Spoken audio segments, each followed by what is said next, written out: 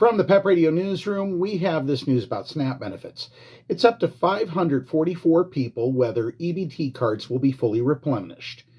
Congress and the U.S. Supreme Court.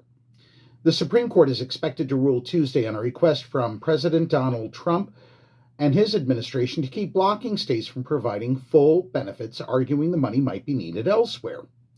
The seesawing rulings so far have created a situation where beneficiaries in some states, including Hawaii, New Jersey, and Wisconsin, have received their full monthly allocations, and those in others, such as Nebraska and West Virginia, have seen nothing.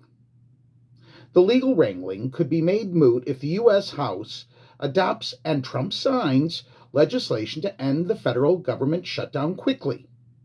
The Trump administration chose to cut off funding for the Supplemental Nutrition Assistance Program after October due to the shutdown.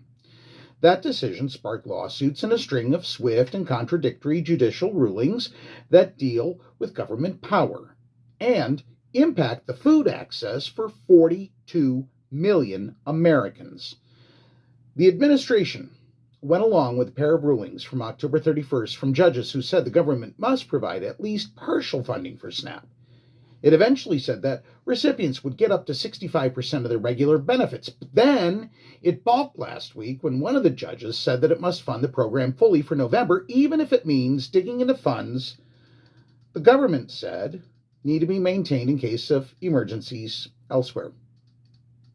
So 42 million people starving isn't an emergency?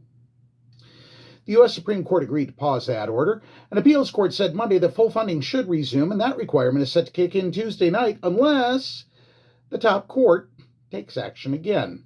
The U.S. Senate on Monday passed legislation to reopen the federal government with a plan that would include replenishing SNAP funds. And Speaker Mike Johnson told members of the House to return to Washington to consider the deal a small group of Senate Democrats made with Republicans. Trump has not said whether he would sign it if it reaches his desk, but told reporters at the White House on Sunday that it looks like we're getting close to the shutdown ending. If the deal is finalized, it's not clear how quickly SNAP benefits might start flowing. Could be Thanksgiving, could be Christmas. That's what we know for now. Reporting from the PEP Radio Newsroom, I'm David Moore.